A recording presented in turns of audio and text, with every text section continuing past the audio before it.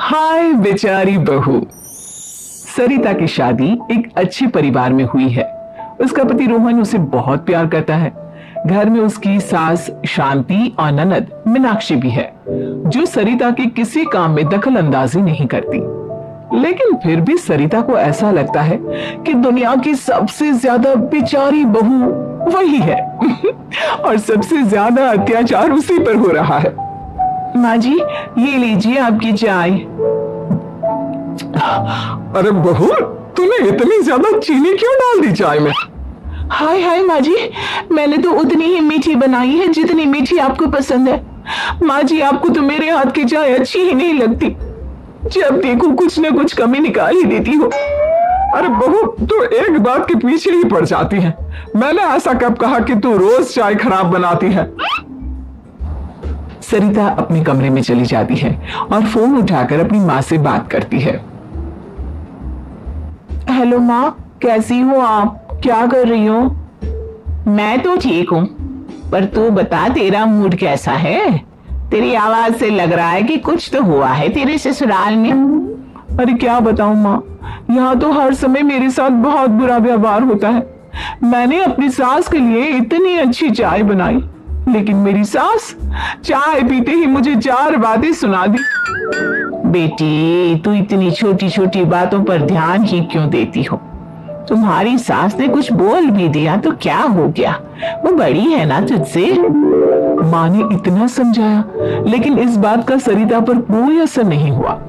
अपनी बेचारी बहू की छवि वो बदलना ही नहीं चाहती।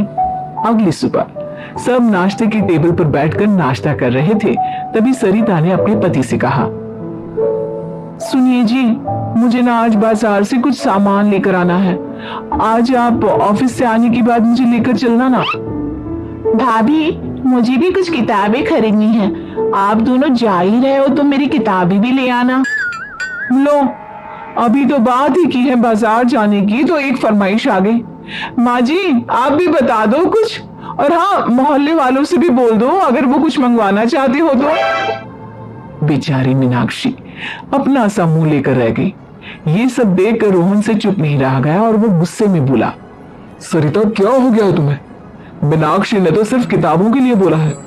तुम्हें मीनाक्षी से इस तरह से बात नहीं करनी चाहिए। माफी मांगो उससे अभी। क्या? मैं माफी मांगू? दिन भर आपके घर के काम करूं मैं, आपकी और आपके घर वालों की बातें सुनूं मैं, और अब माफी भी मैं मांगू? ऐसा कभी नहीं हो सकता। ये बोलकर सरिता वहां से चली जाती है। एक दिन उनकी पड़ोसन घर आती है। अरे सरिता, क्या कर रही है? और क्या करूंगी भाभी जी, बस घर का काम ही कर रही हूँ। आप बताओ कैसे आना हुआ? अरे मैं तो तुम्हारा हालचाल पूछने आई थी, लेकिन तुम तो बिजी लग रही हो। कोई बात नहीं, मैं बाद में आ जाऊंगी। और क्या करूं भाभी जी, जब से शादी होकर आई हूं ना, बस काम ही कर रही हूँ। और इस घर में ना कोई मेरी कदर नहीं करता। पति है जो बस घर से ऑफिस, ऑफिस से घर। ननद को तो कॉलेज से फुर्सत नहीं। बची सास तो उनका सारा समय मेरी गलतियां निकालने में लग जाता। अरे ये क्या कह रही हो सरिता? तुम्हारी सास तो पूरे मोहल्ले में तुम्हारी तारीफ करती फिरती है कि तुम बहुत अच्छी हो, पूरा घर तुम्ही ने संभाल रखा है। हाँ तो क्या हुआ, इसमें गलत क्या कहती है? सच्ची तो कहती है। मेरी मर्जी के बिना इस घर का पत्ता भी नहीं हिलता। शाम को जब रोहन घर आया तो उसने सबसे कहा, कल हम सबको मौसी जी के घर जाना है, उनकी बेटी की शादी है। सब अपनी अपनी पैकिंग कर लो, सुबह होते ही निकल जाएंगे। और सरिता, तुम कान खोलकर सुन लो, वहां जाकर किसी की बुराई भलाई शुरू मत कर देना, नहीं तो मुझसे बुरा कोई नहीं होगा। हाय हाय जी, आप तो ऐसे कह रहे हो जैसे मैं सुबह शाम सबकी बुराई करती फिरती हूँ। आज तक कोई कह नहीं सकता कि मैंने किसी के पीठ पीछे किसी के बारे में कोई बुरी बात बोली हो तो। अरे बस बहू, बात को और ज्यादा आगे मत बढ़ा। हमें सब पता है तू हमारे साथ क्या व्यवहार करती है। ये बात घर तक रखना, शादी में किसी को कुछ मत बोलना, नहीं तो सब कहेंगे कि शांति की बहू कितना बोलती है। हाँ हाँ, सब कुछ तो मैं ही बोलती हूँ ना। आप लोग तो हर समय फूलों की बारिश करते रहते हो मेरे ऊपर। सारी गलती मेरी है जो मैं इस घर में आई। सबका कितना ध्यान रखती हूँ, लेकिन फिर भी मेरी तो आप लोगों की नजर में कोई कदर ही नहीं है। अगली सुबह सब लोग मौसी जी के घर पर चले जाते हैं। वहां पर शादी का माहौल होता है, सब जगह चहल पहल होती है, बहुत सारे मेहमान आए हैं। सरिता को वहां बहुत अच्छा लग रहा है। वो अपने मन में सोचती है, यहाँ कितना अच्छा लग रहा है, कितनी रौनक है। मैं यहाँ किसी से ज्यादा बात नहीं करूंगी। अगर मेरे मुंह से कुछ ऐसा वैसा निकल गया तो रोहन जी तो मुझसे गुस्सा हो जाएंगे। सरिता ये सब सोच ही रही थी कि वहां रोहन की कजिन साक्षी आ गई और सरिता से बोली, आप सरिता भाभी हो ना? जितना आपके बारे में सुना था आप तो उससे भी ज्यादा सुंदर हो। हाँ वो तो है, मेरी सुंदरता की तारीफ सब करते हैं। मेरे मायके में तो सब यही बोलते हैं कि रोहन जी की किस्मत बहुत अच्छी है जिन्हें मैं मिली। लेकिन आप कौन है? मैंने आपको पहचाना नहीं। मैं रोहन भैया की कजिन हूँ। आपकी शादी पर नहीं आ पाई थी ना, इसलिए आप मुझसे मिली नहीं कभी। शांति मौसी और मीनाक्षी आपकी बहुत तारीफ करते हैं। क्या कहा तुमने? मेरी तारीफ? कभी नहीं। मेरे ससुराल वाले कभी मेरी तारीफ कर ही नहीं सकते। मैं इतनी अच्छी हूँ, मेहनती हूँ, लेकिन उन्हें तो मेरी कदर ही नहीं। सारा दिन घर का काम करती हूँ, फिर भी मेरी सास ना मुझे सुनाती रहती है और पति भी मेरी सास की साइड लेते हैं। ना कभी बाहर ले जाते हैं ना कहीं घुमाने।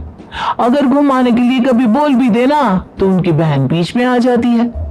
मैं कैसे रह रही हूँ उस घर में ये मैं ही जानती हूँ। सरिता की ये बातें सुनकर साक्षी को बड़ी हैरानी हुई। अब वो हर किसी के सामने अपनी बढ़ाई और ससुराल वालों की बुराई करने लगी।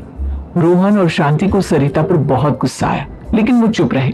अगले दिन जब वो अपने घर पर आए, सरिता तुमने क्यों सबके सामने मेरी इज्जत का तमाशा बनाया? तुमसे बोला था ना कि चुप रहना। अजी ऐसा भी क्या कह दिया मैंने जो इतना भड़क रहे हो? तुम जहां जाती हो अपना रोना शुरू कर देती हो, कभी किसी दूसरे की बात ही नहीं सुनती, बस अपनी कहती रहती हो। तुमने सबके सामने हमारा तमाशा बनाकर रख दिया है। हे भगवान, मुझे अपने पास बुला ले। जिस घर में मेरी कदर ही नहीं उस घर में मेरा क्या काम? अरे क्या करूंगी मैं यहाँ रहकर? जो भी आता है मुझे सुनाकर चला जाता है। मैं तो किसी से कुछ नहीं कहती। सीधी सादी बहू मिल गई है ना सबको, तो जो जी में आए वो करो। सरिता ने अपने आगे किसी को कुछ बोलने ही नहीं दिया और उस दिन भी उसने सबके सामने खुद को बेचारी बना ही दिया। अगले दिन मीनाक्षी कॉलेज के लिए लेट हो रही थी, इसलिए वो हर काम जल्दी जल्दी कर रही थी। अपना नाश्ता लेने किचन में गई और पतीले में रखे गर्म दूध को गिलास में डालने लगी। दूध का पतीला उसके हाथ से छूट गया और गरम गरम दूध उसके हाथ पर गिर गया। ओए माँ, हाय मेरा हाथ, माँ मेरा हाथ जल गया। मीनाक्षी की आवाज सुनकर सरिता दौड़ती हुई आई। ये क्या किया तुमने?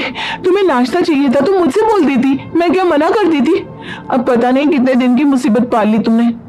सरिता मीनाक्षी को उसके कमरे में ले गई और उसका बहुत ख्याल रखा। उसका इस तरह से ख्याल रखना शांति और रोहन को थोड़ा अजीब लगा। माँ, सरिता के दिमाग का भी कुछ पता नहीं। कल शादी में सबको इतना कुछ बोल कर आई है हमारे बारे में, और अब मीनाक्षी की कितनी अच्छी देखभाल कर रही है।